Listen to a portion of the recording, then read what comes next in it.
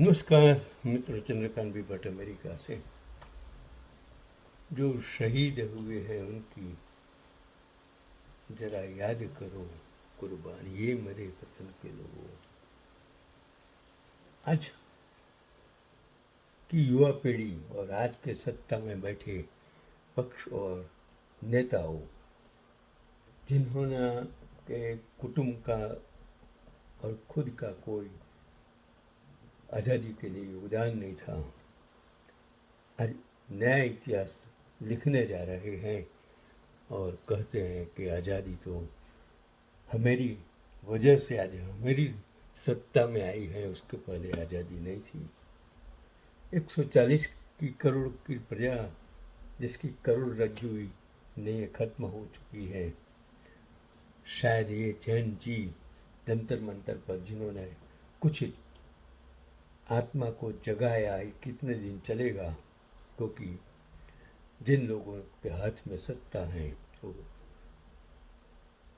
जो election commissioner वो election को खरीद सकता है, एमपी एमएलए को खरीद सकता है, तो शायद विरोध पक्ष की हैसियत रही नहीं, क्योंकि विरोध पक्ष के लोगों को जिस खरीद सकते हैं तो वो आज़ादी का मतलब क्या है।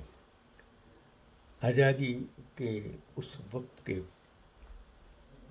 शहीद होने वाले, फांसी के आंचड़े पर चढ़ने वाले शहीद भगत सिंह की विरासत को जीवन भर संजोने वाली बहन प्रकाश कौर, शहीद भगत सिंह की छोटी बहन और परिवार के अंतिम जीवित सदस्य प्रकाश कौर का वर्ष 2014 में कनाडा में 93 वर्ष की आयु में निधन हो गया था, जब भारत में सत्ता पलट गई।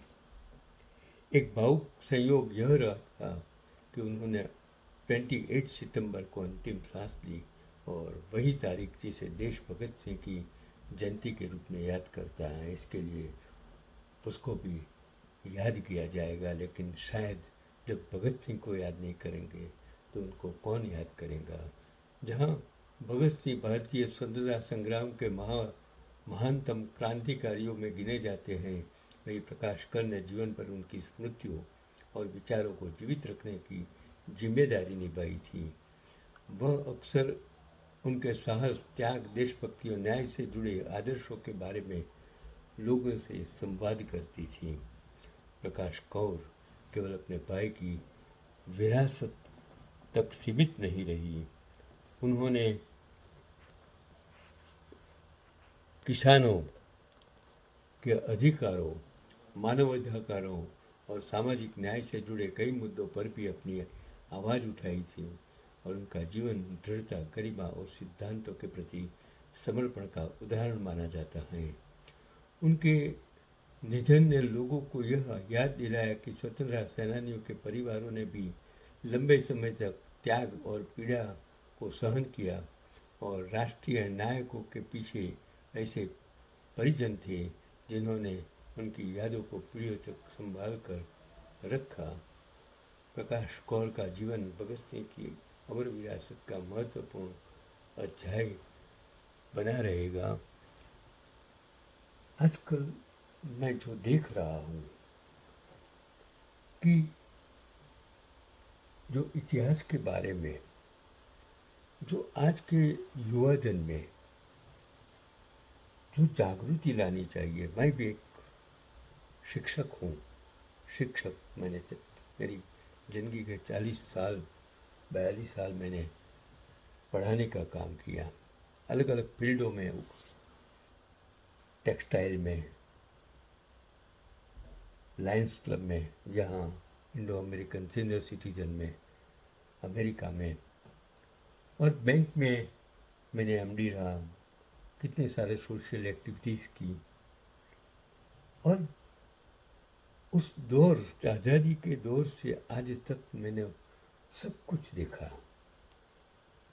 जो कुछ नहीं था जब आज़ादी मिली, तब न तो कम्युनिकेशन था, न तो ट्रांसपोर्टेशन थी, न तो इंफ्रास्ट्रक्चर थे। कब 562 राजाओं सिर्फ युद्ध ही करते थे, और इस युद्ध के बीच भी ब्रिटिशरों ने इंफ्रास्ट्रक्चर्स बनाया था, थोड़ा बहुत कुछ।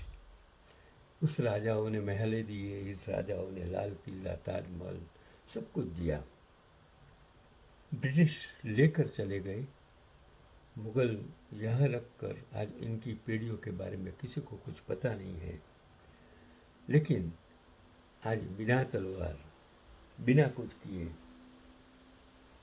आज़ादी करने वाले तो, दिलाने वाले तो शहीद हो गए, चले गए, और ये लोग, अनपढ़ लोग, अज्ञानी लोग, सत्ता लालचू लोग, जिसके दिल में कभी सेवा की भावना है ही नहीं है, सिर्फ सत्ता, सिर्फ धन, सिर्फ वाहवाही है, ऐसे लोग जब सत्ता में आ गए हैं, तब ये युवाओं को समझना होगा, पढ़ना होगा।